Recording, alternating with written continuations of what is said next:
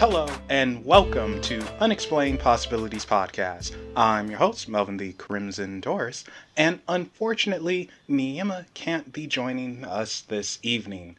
This social distancing and shutdown of everything has caused her to go a little bonkers, and she went on a Hulk-like rampage and smashed her keyboard on someone who was at the wrong place at the wrong time. However, if I'm live and you can read, that means I'm not alone. In fact, I have two people joining me tonight. Please welcome David Woolever and Eric McGill. Hi, Melvin. Thanks for having us tonight. That was the best intro ever. Thank you. I was just gonna graze over top of that whole Hulk thing, but heck no! That's what caught my attention. Room, but now that it's out in the open, yeah, that was pretty sweet. Thank you. So how you guys doing tonight? How are you surviving this whole coronavirus thingy-majigger? Personally, actually, you and I were talking before the show. My life hasn't changed very much. I get up in the morning and go to work. I come home. I use the bathroom and I go to bed. So, it's pretty much life as usual for me. Yeah, the only change for me is I get to work from home. Technically essential, but I'm working from home because my wife is immunocompromised. So, before we get into the shebang of everything, you're both with RU Media Network. Yes. Okay, Yep. So what is RU Media Network? I suppose I can take that one. The RU Media Network is kind of an offshoot, but it was born out of the YouTube series Resident Undead. Eric and I came on I came on 4 or 5 years ago. Eric came on the last couple of years to Resident Undead's film crew. And we decided that we were going to start branching out a little bit more. So hence came the RU Media Network, where we try to get different podcasts, different live shows, and entertain everybody every night of the week. So that's pretty much it. Yeah, you do a good job at it. I am a viewer/listener of all your content. I just want to add that the RU Media Network is something that Unexplained Possibilities should be a part of. I agree. Okay, throwing it out there. Put that bug in there subtly, of course. Yeah, I did it real subtly. I hope he picks up on it. Pick up on what? I hope you pick up on my subtle hint. What hint? What are you talking about? Come home, Daddy. Okay, so one of the new original programs from RU Media Network is Our Haunted Minds. And some of you may know I reviewed it. And unfortunately, I got death threats from David. He said, California boy, I'm coming for you now. And then I had to redo everything. Oh, smash. But in all seriousness, I did review it and I enjoyed it thoroughly. And Our Haunted Minds, where did this come from? Well, I'll tell you, Melvin, Our Haunted Minds kind of is, it derived from Resident Undead in a couple of ways. So Dave and I were talking, and we were talking with a lot of the people on Resident Undead individually, and we were kind of saying, well, here's some of the things that we like to try, but it doesn't really fit the format of, Resident Undead, because that format's set, and we have this, we have a lot of time restraints on production days. We're pretty much running from early wee hours of the morning until the late hours of night, trying to get everything done that we need to get done. So all these extra little things that we want to try, we just didn't have the time to fit them into the production. And so we come up with this idea where maybe we could do this offshoot thing, and Dave and I could work together and maybe try to show people some of the things that we encounter as investigators that we all kind of know subconsciously, but we don't go into depth in explaining some of the pitfalls, some of the things that we've learned based on our experience and research. And that's pretty much how it all came about, with a few other details that I probably missed out on here. But Dave, can you think of anything that I might have missed out there on? Well, like you said, it is, harkening back to Resident Undead, just because that's obviously where we're from. But, other than that, I think you hit the nail on the head. I do want to say that we both really appreciated your, oh, hello, dog. Really appreciated your review. We did appreciate your review. We took it all to heart, and we've already got game plans to work on everything that was suggested. So, greatly appreciated. Okay, well, hey, that's awesome compliment. So thank you. You guys in this first episode, because I'm assuming it's going to be a series, it better be a series, you investigated Madison Seminary. And before this investigation, I'm going to assume you both, of course, been there before. Yep. Now, was there a difference between then and now when you investigated, that is? You mean like in the activity? In the activity, the energy, does it feel different from when you first investigated to now, when you most recently investigated? I'm going to say this. The activity, just a general feel of Madison Seminary, it's to be evolving. It changes every time you go. Sometimes it's kind of like a I'm present, I'm here kind of thing. But then other times you come in there and it's like a I need you to know I'm here kind of strong presence. And it's more interactive in a physical way sometimes. And not in a violent way, but you get different kinds of activity and you get different kinds of interaction. And I think that the Mad Crew and Adam can attest to this. You can go there on any given day and you're going to get a different kind of haunt. So I would say, just since the last time I've been there, that yes, it's changed. Is it better or worse? I can't say that, and I wouldn't say that, but it's certainly different each time that you go. Okay, so like Forrest Gump said, life is like a box of chocolates. Never know what you're going to get. Madison Seminary, box of chocolates. Perfect. That's Madison's new saying right there. That's their new. We're going to put that on a T-shirt. That is trademark and copyrighted, so I do expect a royalty check. We'll work on it. I will also say that was the first time that Eric and I have actually investigated together. We've worked on film crews together, but we haven't actually gotten the chance to really investigate together. So that added a whole new element to it. Okay, so how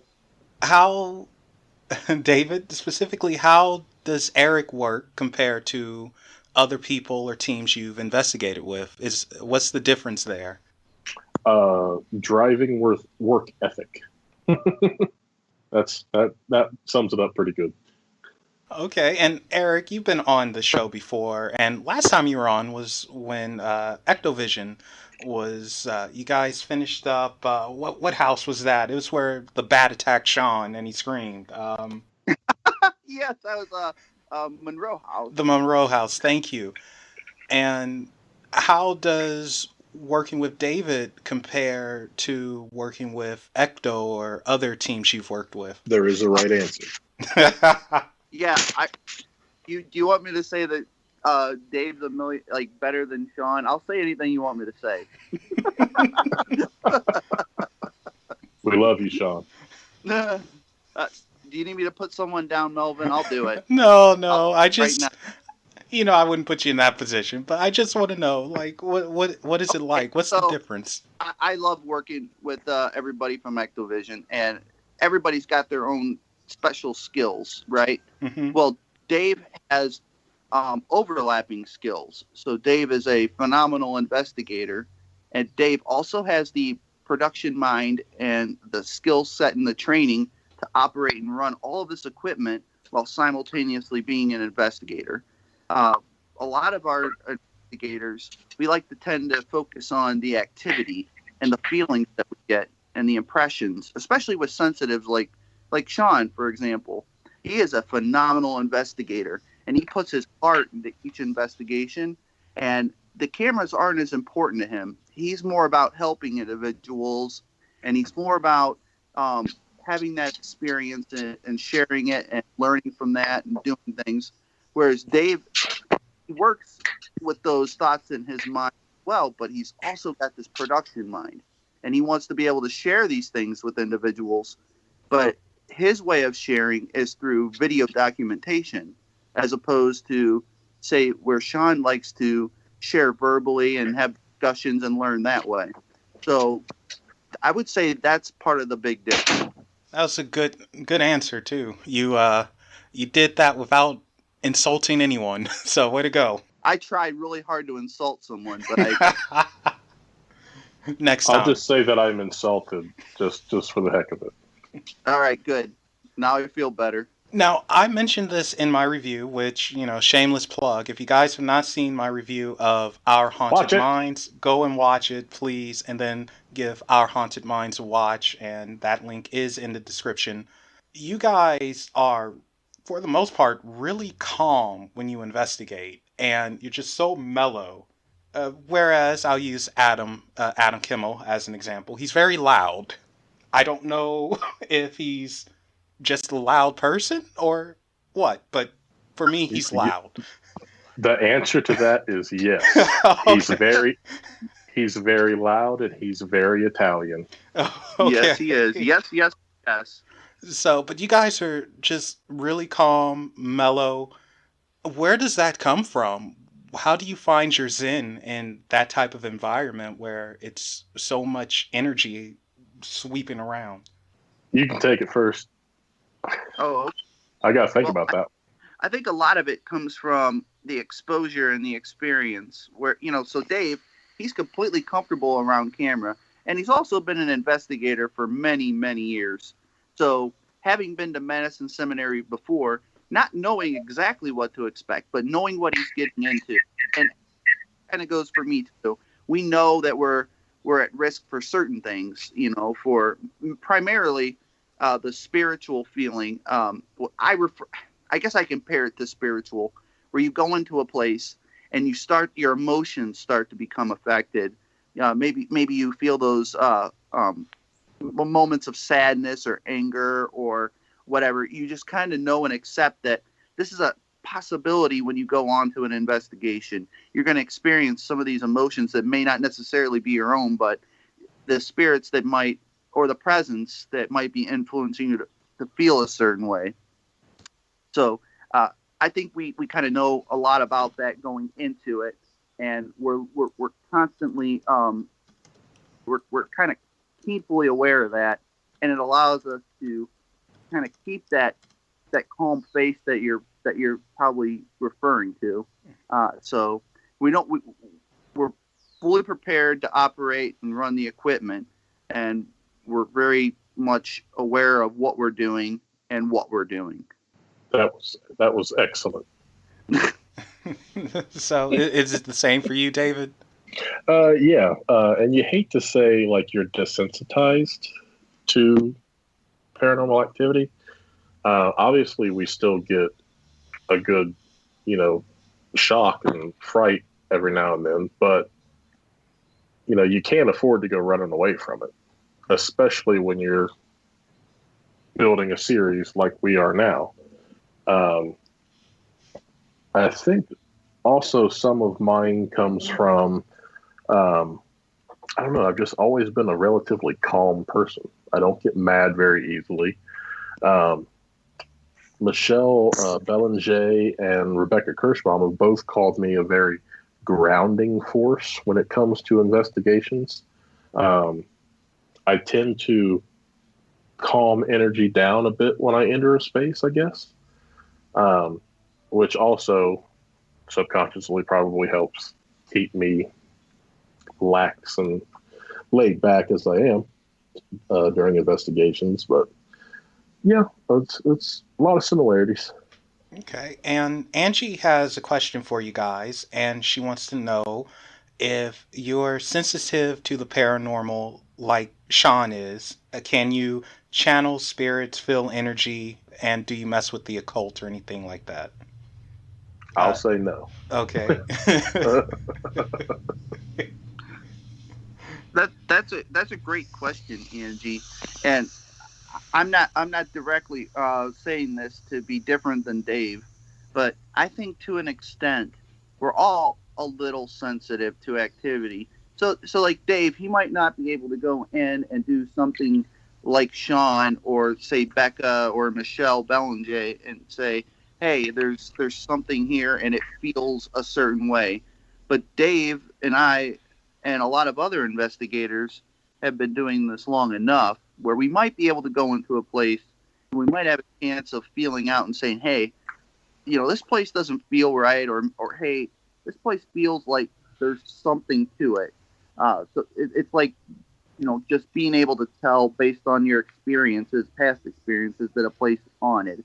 I feel like a lot of people have that, if you want to call it ability, or just, experiences that they use, and they can kind of compare that and say, "Hey, this feels like something that I've witnessed or felt in the past." um, David, Angie wants you to know that was a very exhausting answer. Yeah, I ramble. Let's talk a little bit about the tools of the trade. Every investigator, they have their favorite tool that they go into an investigation with. And there are so many out there now. I mean, not too long ago, it was just a camcorder and a digital recorder or tape recorder. Now it's what you have those. You have the night vision cameras, the full spectrum cameras. Good lord, who knows how many types of digital recorders and the the paranormal pooch, which you introduced me to, Eric. Mm. Other things that light up, REM pod. So this is going to be a two-parter, and David, you could start this one. What's your favorite piece of equipment? And you know what? Let's go a different route. What's your favorite piece of equipment? Your least favorite piece of equipment? And something that you would love to get your hands on to try out. Let's see. On our series, like Resident Undead, we use the Pandora recorders, some old Panasonic recorders. That tends to be my favorite.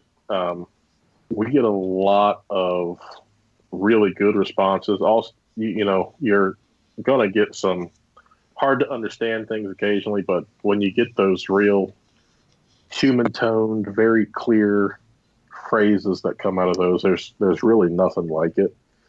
Um, my least favorite, um, I'm gonna say like the PSB7 or the SB11, simply because there's there's so much going on with those, and there's not enough just straight white noise, so you never know what you're really going to get Um, coming out of it. for those who don't know, can you tell us what those are?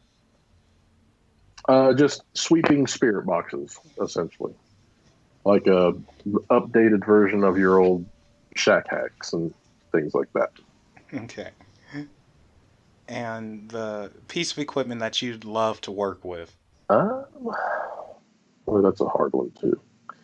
Um, I know that we've worked with the geo boxes in the past, and a friend of ours, Jeff Fent, makes some pretty awesome uh, geobox like devices, which is another one of those, not so much a spirit box, but it does go through different frequencies and sweeps to get responses from.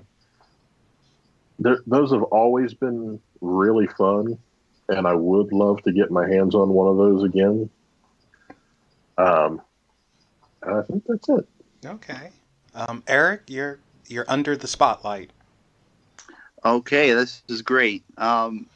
So my favorite piece of equipment right now, and this is ever evolving, but right now I have to agree with Dave. It's got to be the Pandora. At first I was, you hear it and you're like, well, you're hearing stuff, possibly, but I started doing a little bit of the review and listening myself, and I'm certainly hearing stuff coming through, especially human tone stuff. You get more interaction with it, and I don't know what the explanation is for that. I've heard that it's recording at a different decibel, which only explains just so much. I believe it has to do with the filters on the speakers that are allowing different types of frequencies to come through. And we're not talking about audible frequencies. We're talking about EMF frequencies. We're talking about a spirit transmission, like a short range radio wave coming in and being recorded as a true EVP, an electromagnetic type frequency. So I'm really digging that. And the second one was a piece of equipment that I dislike. Yes. Okay. Piece of equipment that I dislike is an obelisk, and I'm willing to sell it for $1,000. I know they're worth it, but I can't stand Shameful. it. I own one, and if anybody wants to trade for a Pandora, Dave and I are certainly open to that. We would love to just get rid of this thing. It's a waste. I'm talking it up real heavy, and I'm not a big fan of the obelisk. For those of you that are listening that don't know what an obelisk is, it's a device. It's an ITC, an instrumental, whatever that is, communication device. It's got an internal word database, and different power levels or EMF levels will trigger different words to be spoke through this device. It associates like a certain EMF level or frequency to a word, and then it speaks the word. There's also a mode called phonetic mode, where it's basically the building blocks of speech that are associated with EMF levels. So it can basically say whatever word that it wants to say, a spirit wants to say, if it can manipulate an EMF field in such a way that associates it with that power level, if that makes sense. Well, it's a bit technical for me, but I get it. Okay. Well, the Ovilus was made by a guy who also made a device very similar to the Ovilus that supposedly let you speak and understand your dog. So, if that gives you any idea of what's Yeah, going on. that's all I needed to hear. Very scientific. And the one that you want to get your hands on. Okay. Well, Dave and I kind of like are trying to get into things that are easy to access, so we can show others how to investigate if they don't have a lot of money or if they just want to be creative. So I'll give you two answers. The one thing I want to try to use on an investigation that's cheap, well, you've seen us use the balloons. Well, this is along the same lines. We're talking about possibly using, well, should I say, Dave? Or should I keep it a secret? Yeah, you can probably say it. Maybe I'll keep it a secret. You didn't sound very confident. Maybe I should keep it a secret. You do you, man. I don't want to you. get in trouble. I don't want to get in trouble. You see, Melvin, you've seen Dave. He's not a small man. He can pretty much curse. He'll Hulk out on you. Yeah, his nickname's the Hulk. Oh, well, see? Well, it kind of switches between Hulk and Thanos. Oh. I won't get into the reason why the Thanos came up. So maybe I'll graze over that. But be looking for a new household item that you might be able to pick up on Amazon that we're going to implement on the next investigation. But one thing that I've wanted to try for a while, and I just haven't been able to find the right one, is a Geiger counter. The Geiger counter measures radiation particles. What we'd be looking for is to see if there's a correlation with, say, an EVP and any kind of radiation that's kind of separate from electromagnetic radiation, just to see if that's something. But we're looking for something that may not exist. Now, still in the equipment phase of everything, you do experiment, which is pretty cool because that's what the balloon thing was. It was an experiment. It was experimental, and it was different. I've never seen it before. Didn't exactly work out, and I am very impressed by your lung capacity, Eric. Jesus Christ.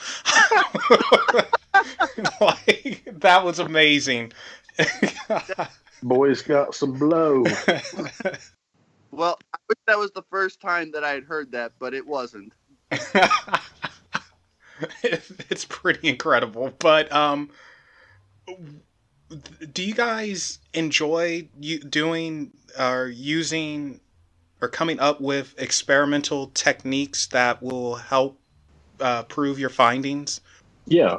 And that's one of the things we could go back to, our favorite parts of what we do, is coming up with these different experiments and just seeing where they go and having them be things that the normal everyday person can go out and try when they go on investigations. Some things might not work for us, but it might have a different result for you. And you don't have to go out and spend thousands and thousands of dollars on equipment when you can just have, your basic instincts and feelings and some, DIY investigation techniques. And this is the first of two questions. This is again from Angie, and she's. What are you saying?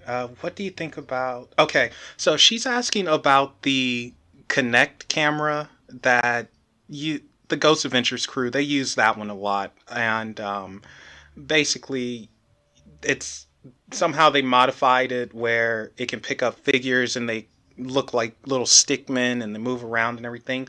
She wants your opinion on that, and she also says that she's not very convinced by it. Well, her skepticism about it is fair. We recently used it because we were doing it as sort of like a trifold experiment. We have our reservations about it as well, so we don't want to rely on it entirely. But the one cool thing about it is that these lights that the camera sees are IR, and they're highly sensitive to movement. Now, the skeletons that come up are assumed by the firmware that's built into the camera. So, basically, a piece of dust that flies in front of some of those lights, the camera might pick those up. And subsequently, it might create a skeleton, which you might see it will start to dance. Well, that's the program itself trying to figure out where the heck this thing was that was just in frame that disappeared suddenly, and it's trying to find it. That's kind of why it glitches out like that.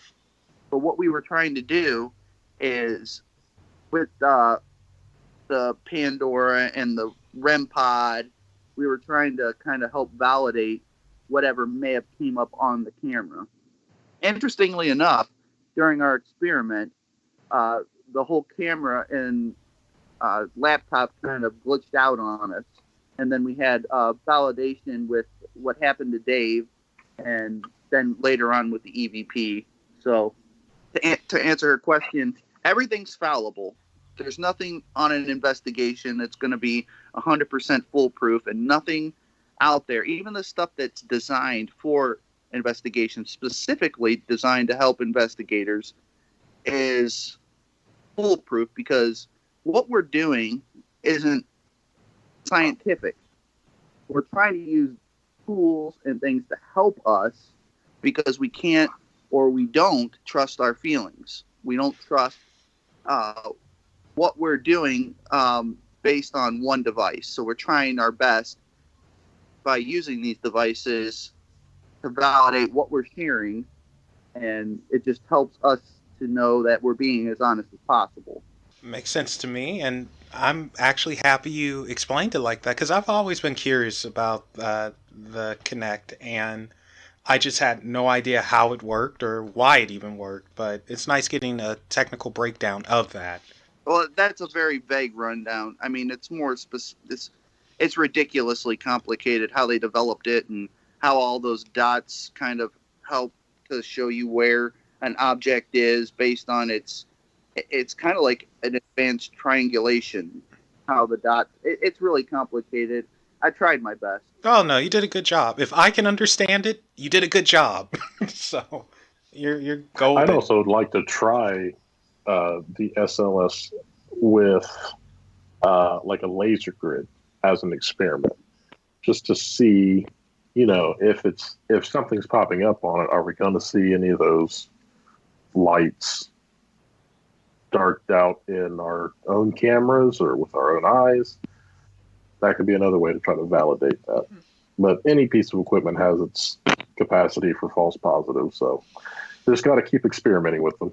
And second question is from Dr. Dino, and I'm going to actually modify this one a bit, Dino, so I hope you don't mind. He wants to know what is the scariest experience you've had during an investigation, but I'm going to modify this, and instead, I'm going to ask you both, what is one of your most memorable experiences during an investigation?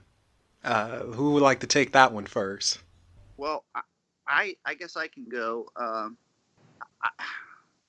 If I were picking, say like a private location, you know what? I'm going to go with Madison Seminary. I'm going to do one of the popular haunts because as we all know, as everybody knows, Madison Seminary is probably the most haunted location in all of northeastern Ohio. It's a place you can go and almost count on having some form of activity or some form of experience. I don't think I've ever went there and not had something happen to me or around me or to someone else that was not there was always something. You know what I'm saying? Mm-hmm.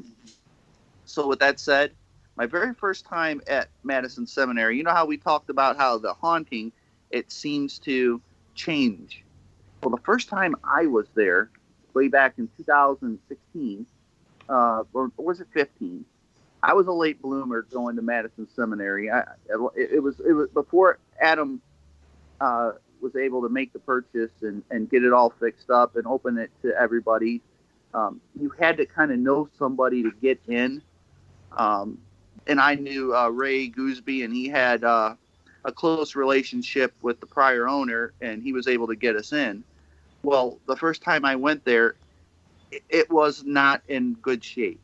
There was a lot of stuff everywhere. Just I'll call it junk. A lot of things were piled up, and it was basically not a safe place. So it wasn't technically open to the public.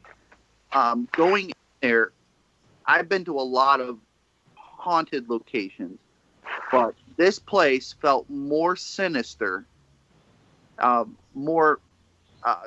I don't even know what the word is. I hate the word evil, but there was it felt nasty going in there, and everybody felt it. It just did not feel right. Very strong presence. That's the best way I can describe it. So towards the end of the night, I had this experience where we captured this EVP, and I didn't hear what it said, but I captured it on my recorder. I heard the human tone to the voice, and as I recorded it, all I could say were the words "no way, no way." If you watch the Madison Seminary episode of Exovision, you can kind of see that happening.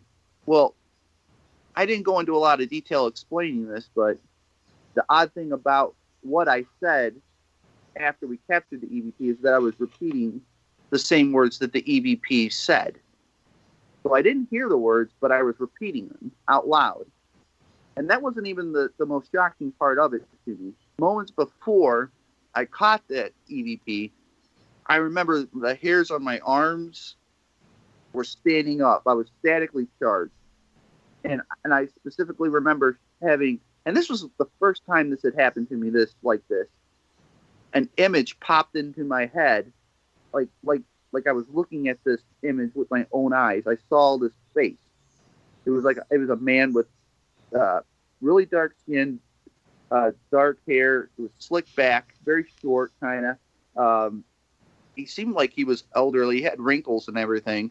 Very, very skinny. I just saw his face in my. I guess you could call it like it's almost like I imagined it, but I didn't because it just popped into my head, and it's all I saw for like a second or two. Then it was gone. It was the strangest thing. It never happened to me before, and that was the first time it had happened that night. So I think that was probably one of the most intense experiences and memorable experiences, and I would call it a personal experience because you can't document that sort of investigation. And it happened at Madison Seminary. It happened on the fourth floor on the Ohio College side of the building. All right, what is going on with that place? Yeah. Madison's no joke. But like we said, it depends on, when you're there. Probably the craziest experience that I've had, it was on an RU shoot, like an extra episode kind of shoot, at a place called the St. Barnabas House, which was over on Lake Erie in Pennsylvania. Sadly, you can't investigate there anymore, but we had the owner of that place telling us over and over again all day long, like she made sure she drove it home, that if the spirits there didn't want you to do something, you're not going to do it. You're not going to accomplish what you want to do if they don't want you to do it. She said that over and over and over again until, we closed down the set to everyone and started. But we were setting up for, I believe, Chris's quarantine, running cable up to where he was going to be, and back over to our monitors so we could watch him as he was doing his quarantine. And we had picture from the camera initially, but it kept going in and out. It kept kind of fuzzing out, and eventually it just completely went blank. Camera was on upstairs, TV was on, everything was functioning as it was supposed to be, but we had no feed. So we go tracing the cables, and they're really long, kind of expensive cables that we use to accomplish that task, and just made sure it didn't get caught on anything, didn't pull out any of the connections. And we found right outside of where we were, inside of like a chapel area, that one of the connections looked like it had been completely snapped in two. And then, you automatically go back to her saying, if they don't want you to do it, you're not going to do it. And we made sure that there was plenty of slack on those lines, so nothing was getting pulled, nothing was scraping against anything. And it was just one of those kind of shock to your system moments. It's like, how on earth? Because it was a perfect break. You couldn't get any more perfect than what it was. And it was just shocking. And that's mine. I rambled some more. Angie appreciates it. I'll tell you, you're not rambling like when I need to be quiet. That's pretty insane. I can only imagine what it's like experiencing that and seeing that. This is why I couldn't do what you guys do, because I would have been out of there. Common sense would have hit me, and I said, no, I'm gone. So, kudos to you luckily, guys. we ran out of that about 10 years ago. So, now, you mentioned that Adam Kimmel, he bought Madison Seminary, and that brings me to this. Would any of you, if you can afford it, would you buy a haunted property, and would you try to, if it were in bad condition, would you try to restore it to glory? Absolutely. There's this very odd movement in our country that you don't see like in Europe and Asia. There's just this movement of, history doesn't matter at times, especially physical history. You see more and more of these historical properties get the bulldozer almost every day. In Ohio, we've gone after properties that people own, they don't want to get rid of, but they're not going to do anything with it. So it sits for years and years on end until it's no longer redeemable or fixable, and it has to be torn down. And it hits you right in the heart when you see these buildings just disappearing one by one. So it almost feels like an obligation at this point to, if we can get these properties and fix them up, I feel like that's just what we need to do. So yeah, if the cash was there, that's a definite yes for me. For me, I like how Dave said we, because by myself, I don't feel that I have the charisma or the motivation to be able to take on such a thing. But I love that as a group, as a whole, that we're able to do it. I think Adam is the perfect guy to do this, and Dave and I certainly love supporting him and doing everything that we can to help him in that capacity.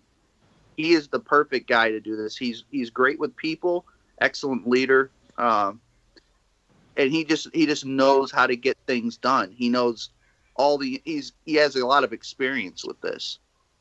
When it comes to saving a property, he's got a proven track record.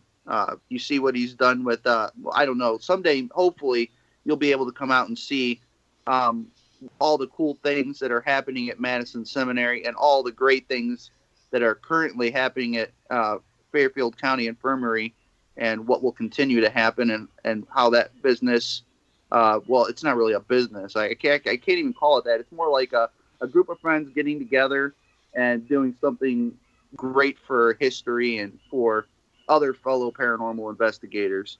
We have to put a label on it. It's called Fairfield County Infirmary or Madison Seminary, but we really just consider it, Dave and I and everybody who comes out and visits, it's just a fun place where we're doing work, but you don't even think about it like that. You just think about it like you're hanging out with a group of friends. It's so weird.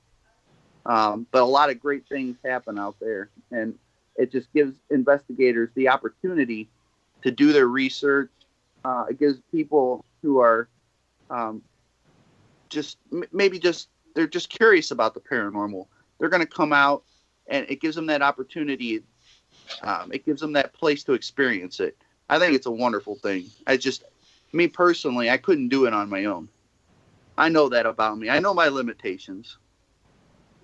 Okay. And Angie, she wanted to say that this happens in Europe as well. And she's not just talking about houses or mansions, palaces. They're torn down. There's no respect for history, unfortunately, especially in Slovakia. So That's very sad to hear. yeah. Actually. So she feels your pain, and Dr. Dino, he's a historian and he supports your message. So he's with you 100%. Thank you. So, okay, so going back to our haunted minds during the investigation, David, it was a moment where you kind of, I don't want to give everything away because I do want people to watch it, but you kind of had an emotional moment. And I won't say what seemed to be the cause, but does that happen a lot, or was this just one of those rare times? It doesn't happen a lot, that's for sure. But this was one of those times where, we had just filmed, not just, but we had filmed our last RU episode, not long before our haunted minds, probably about a year or so, and we uncovered a lot of information during that. That was already kind of hard to swallow, and then it kept slowly but surely bleeding its way into what we were trying to do during our haunted minds. And the emotion just got that as it built, as the responses we were getting kept leaning more and more towards, the feelings of people involved or that we think were involved with the happenings that we've discovered. It just got very overwhelming. You feel sorry for people, you get angry at people and what their intentions are, what their attitude is, and it just kind of hit me all at once. And I typically don't let myself get to that point, but it was just so overwhelming. It wasn't going to be stopped. So that was powerful, because it just, you can see it on your face. It was something hit you. And Eric, you kind of look confused, unfortunately. But Eric doesn't listen to my emotions. I was the thing that's hard to convey in the video is that Dave doesn't act like that. So it was shocking for me. I was confused, but I was also worried. This was out of character. This was not typical. So I was worried, and I always kind of freeze up in those situations, I guess, because I worry about, my friends and people that I'm around during these experiences, because I don't feel that I have control and I don't know or feel that I'm able to help. So that's kind of what I think you were seeing in my eyes, was just like, holy crap, what do I do? yeah, well, almost a deer in the headlights. It's, uh-oh. And then, of course, Adam just got louder. But Well, and that also goes back to what we did with the Resident Undead episode. The area that we were in is just so charged, and Adam feels it a lot too. And it was again one of those things. He got more stressed and I think a little bit more angry in that specific area just because of everything that had already happened, and then we started getting more and more. So yeah, he gets his emotions are definitely tied to his volume. yes. So I mean, don't get me wrong. I like Adam. I really do. I haven't spoken to him, nothing like that, but I like him. He comes across as a genuine guy, but I just can't get over, like, if you're in a room with 100 people, you will hear him. So, Oh yeah. I think that's an amazing ability to always be heard. It's one of his superpowers. You can't be a man and not like him. It's a superpower. Now, is that perhaps one of your fears, this being affected by these unseen energies? I wouldn't quite call it a fear on my part. I do get a little concerned when energies start to feel overwhelming. But typically I can just, step back, take a few deep breaths and regain my composure and continue on. But I don't know what it was about that time in particular. I just couldn't do that. But yeah, it's still crazy to think about. So again, that was powerful. If you guys want to know what I'm talking about, you have to check out Our Haunted Minds. Just go to the YouTube channel, subscribe, watch it, enjoy it. So Dr. Dino has a question, good question too. Do you use customs, traditions, and beliefs of the deceased when you researched a location to investigate? Example being Native American location and using that to get an interaction. Take it, Eric. Well, I do if someone else wants to. I guess that's the best way for me to answer that. I don't tend to want. I don't always want to go into a place and investigate in a style that's going to give me the results that I think I want. So a lot of times I'll go in sort of vanilla and just start asking questions, and then it might veer off to the far right, to try to get a response. And then I might say something completely off the wall and humorous to see if I can get a response. So basically, my approach is it doesn't really necessarily have to fit the location. It's more or less, what do I feel will get me the best results? And I genuinely like to try different things to see what kind of responses or interaction I can get. So I hope that if somebody I'm with wants to try something to try to invoke like a popular haunt or a response that's somebody else got doing something a certain way, I'm not opposed to it. But if you happen to watch Our Haunted Mind, there's the part in the episode where we did try something that was based on someone's belief. We did do something involving a Latin ceremony.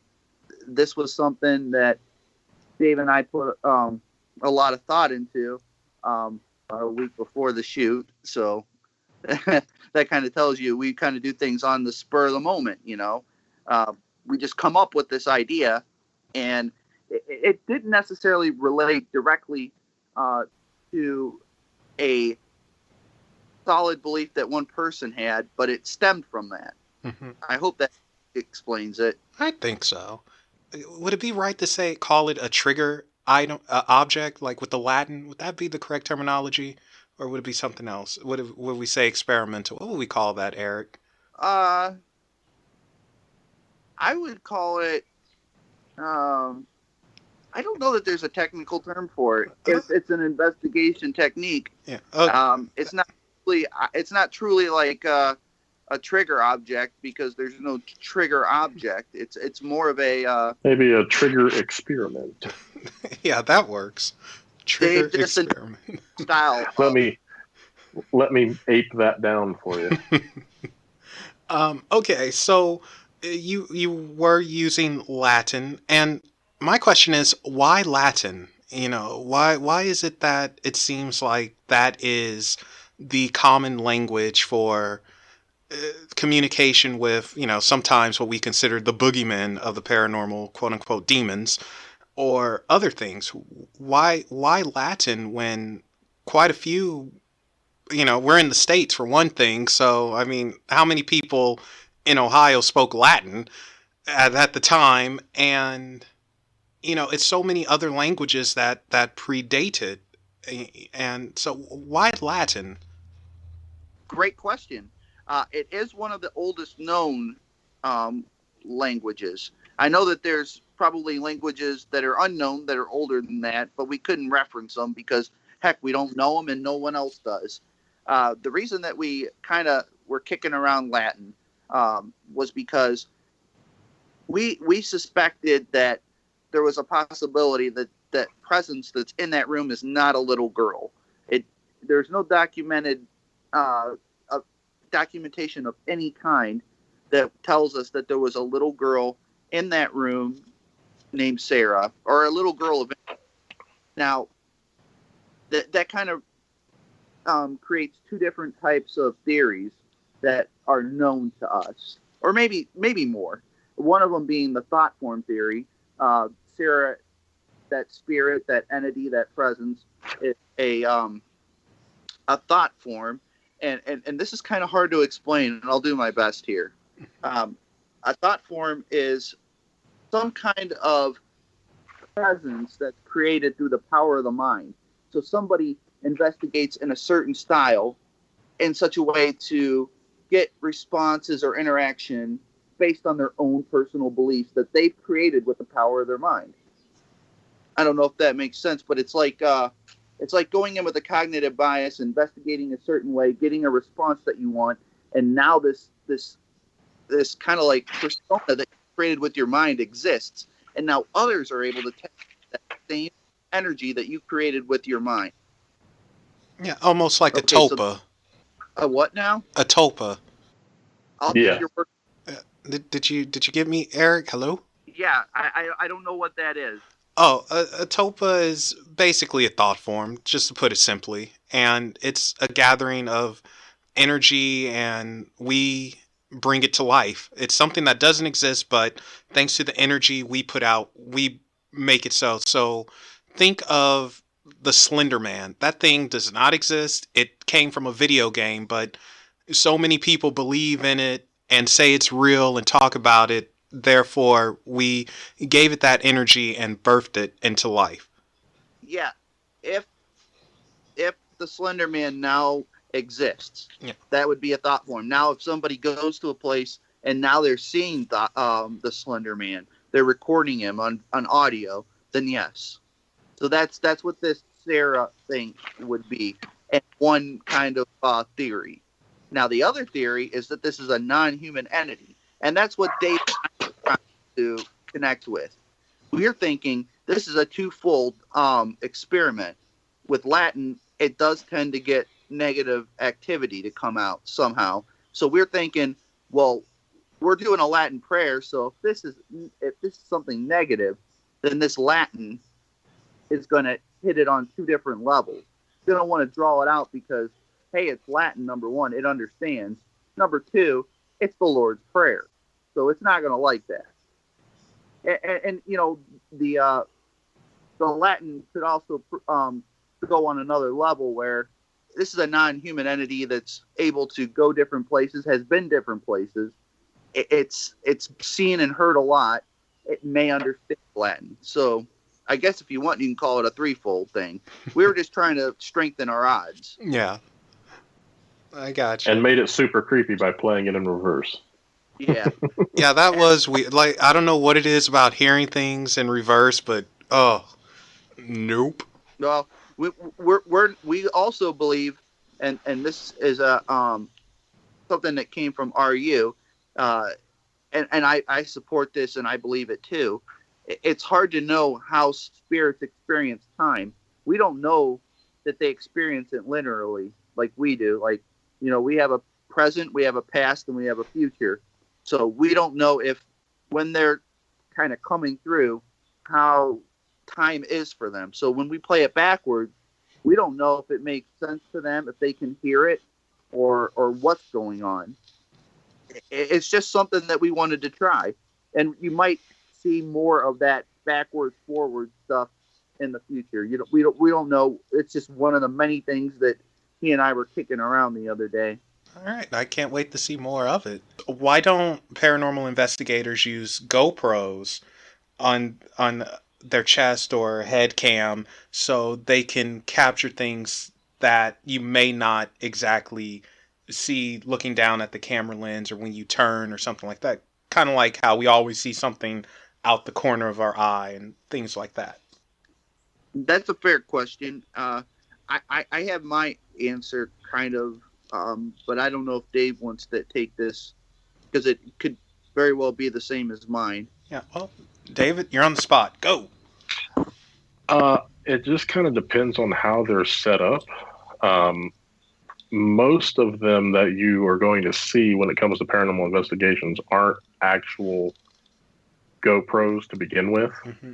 and they're highly modified. And it would depend on the spectrum of light that they're using, what other light sources you have around you. There's a laundry list of things that could go well or things that could go wrong with using like those action cams.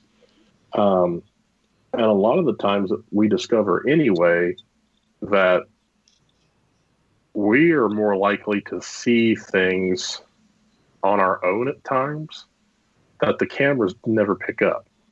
And that kind of goes back to some of our experiments also. And kind of like that explainer that we had in the episode. But for me, I think that there's just too much of a chance of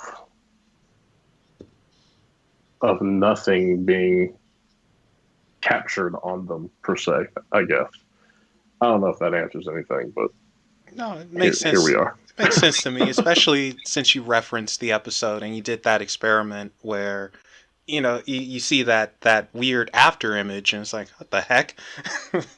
Makes sense. Yeah, I think Dave said it the most polite way that that a person can say it. I personally don't like their quality, and if you have one strapped to your head, you have one of these GoPros strapped to your head, and you're looking down. That's all you're going to see, which is a lot of what we're doing. We're looking down at our cameras. Our cameras are our eyes. Yeah, If because we're it's pitch black in there. Everything's off, yeah, right? exactly. If you got to use one of those GoPros, you got to have a light strapped to your head too. And their audio is not really great for production, and that's kind of where Dave and that's where our background is, and we're trying to focus on getting. And you can't tell from our car ride because that's where the audio. Yeah, we're trying to focus on getting good audio and good video, and the GoPro, while it's good for some things, it would I personally, and Dave said this very politely, it's not it's really just not great for that kind of investigating what we're doing, what we're trying to do. If we're looking at our camera, you're going to be seeing the same thing we're seeing, um, and you need a lot of light for those kind of things to work, and um, you'd just be walking around with a big old helmet, I think. Okay. We are going to start wrapping it up. So it's a few more things. One of them, this is a big one because you mentioned earlier, Eric, when you went into Madison Seminary for the first time, you didn't want to say it was an evil feeling, just something nasty and all that. Do you guys believe in the concept of good, evil in the spiritual world or energies? I will say that I'm not huge on the demon side of things, like a lot of the TV shows are these days. Um, we tend to go with the theory that if you were an asshole in life, you're probably going to be an asshole in death. And that's kind of, you have your good and bad. You can have those people who would be considered, pure evil individuals while they were alive. Um, and I think that just carries over to the afterlife. Um, and I also think that, the demon thing kind of been desensitized to that also just because for the last, 10, 11 years doing this stuff, you have the church crowd that's all you're chasing to them. You're not doing any good for anybody because that's what you're trying to communicate with. So, um, yeah, I just think that you have your good people, you have your bad people, and whatever is left of that mentality gets carried over with them. Eric? Well, I like what Dave said, but if I'm being entirely honest, I really don't know what any of this is, and I can't say for sure.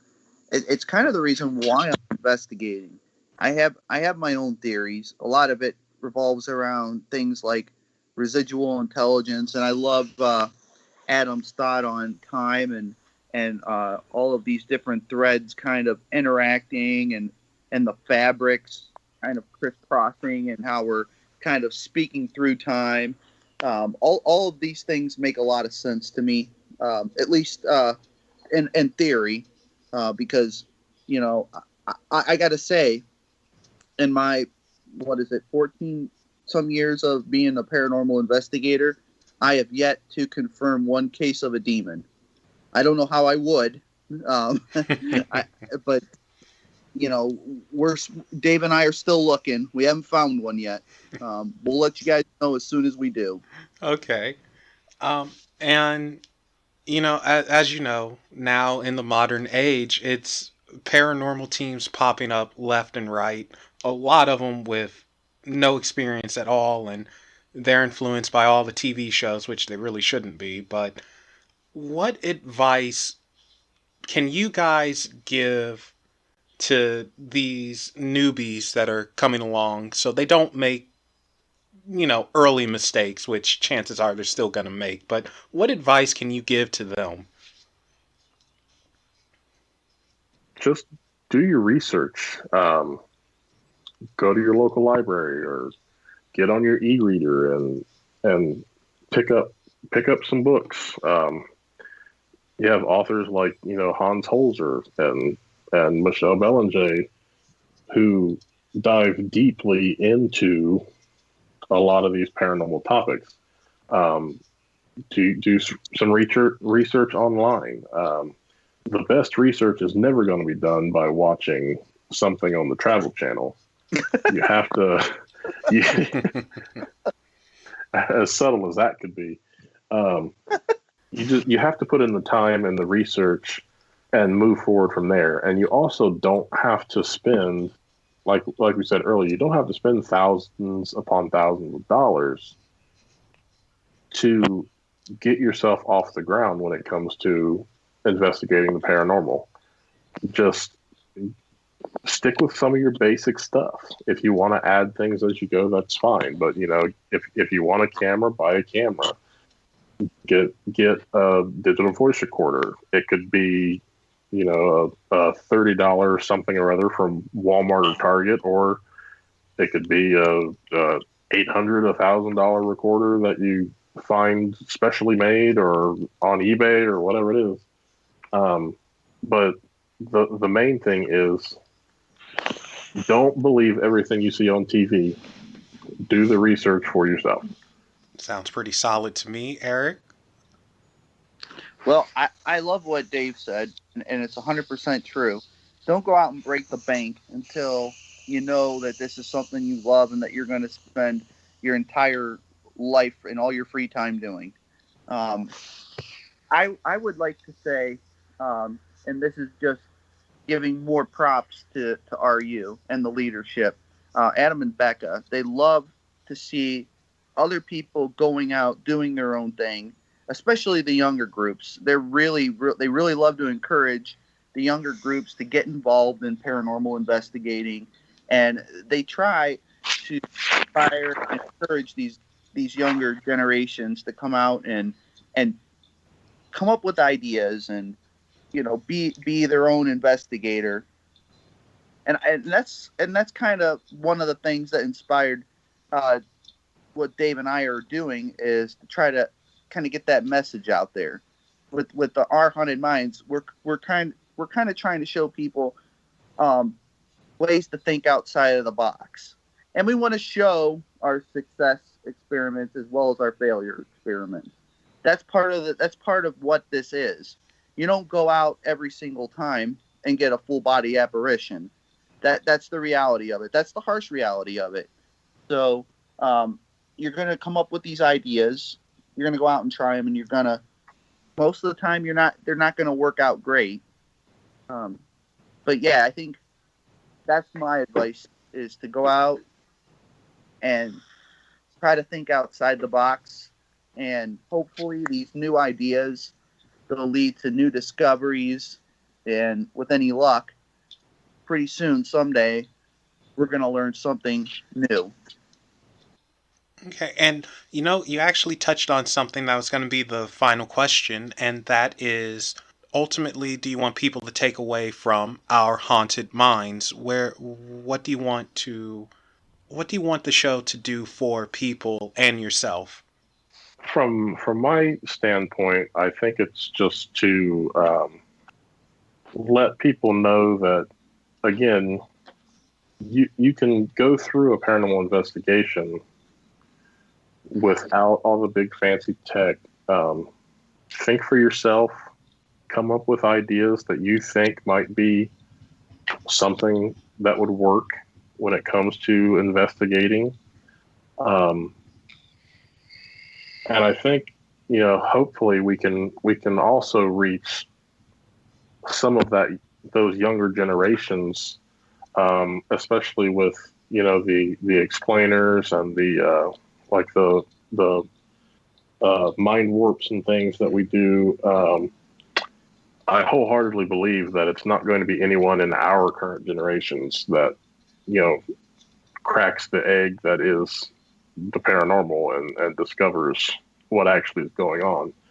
I think we're gonna have to leave that eventually to those younger generations. So if we can have a hand in getting some of those young people interested and wanting to move forward with paranormal investigation, with historical research, with historical preservation, things like that, I think that, we've ultimately done our job. Well, I think Dave said it pretty perfectly. That's a big part of it. We're trying to show people that it's okay to try new things, even if it doesn't work. A lot of times you try something and it doesn't work out the way you thought it would, or the way you wanted it to. We as investigators understand and accept it's trying to get the new younger generation to see that, and who knows, maybe one of their wild ideas is going to be the thing that inspires someone else, or maybe that one idea is what we somebody stumbles upon, and then before you know it, wow, we're looking at a new tool for paranormal investigating. These kids they're really smart. We want to see some ideas from them. We're actually hoping that through this, Dave and I will get some suggestions, even because we're very much open to that. If we hear an idea that somebody has and they'd like for us to try it, if it's something that's feasible, that we can afford, or that we're smart enough to figure out, we're certainly going to give it a shot. So yeah, it's that, and Dave and I are really keen on doing this to meet chicks. So those two reasons. Wait a second. I thought one of you guys was married. Hold up. Yeah, Dave's willing to share all the attention for me. Okay. Good save. But since he's more, but here's the thing: he's more attractive than I am, so I got to use him as like a front man. So, hey, whatever works. Wow. You're gonna get the guy in trouble. But I think that is a good spot to end it. And where can we find Our Haunted Minds and RU Media Network, and even contact you guys if there are some ideas floating about? You can find pretty much everything on Facebook. We've got our personal pages. Our Haunted Minds right now you can find on YouTube. If you just search Our Haunted Minds, you should be able to find the channel. And please subscribe and hit that notification bell. Help us out. Like the video, things like that. RU Media Network is on Facebook as well. And we have our website, www.rumedianetwork.com. And then we'll go ahead and plug Resident Undead. You can find Resident Undead on Facebook, YouTube, Instagram, Twitter, I believe still. Just pretty much if you just search anything that I've just said, you will find it pretty easily. Well, Dave's always great at remembering all those sites and stuff. I can't even remember our YouTube channel. I know how to find it. I swear, you just go on YouTube and you type in Our Haunted Minds, Resident Undead, RU Media Network. He's right, it all comes up, but I can't remember the exact address for the channel. So he is the yin to my yang on that, I swear. But I guess I just want to say thank you so much for the opportunity to come on and talk about everything related to Our Haunted Minds, RU Media Network, Resident Undead, and we greatly appreciate it. And we hope that sometime in the near future, we hope that you are willing to come be a part of the RU Media Network, because you are phenomenal. Thank you. It's in the back of my mind. Push it to the front. Well, I'd settle for middle ground right now. So it's there. The thought is there. Okay, so I'll give you that. Eric, David, thank you so much for coming on. It was a great talk. And thank you everyone who tuned in live. And Shameless plug, if you are interested in a tarot reading done by me, feel free to email unexplainedpossibilities@gmail.com and say you want one. Also, you can find me on Fiverr.com under Crimson Mel. So if you want a tarot reading, go ahead and do that and I'll hook you up. Don't forget to follow Unexplained Possibilities on Facebook, Twitter, Reddit, and Instagram. So, with all that said, remember guys, there are things that go bump in the night. Go ahead and tell them hi. Bye everybody.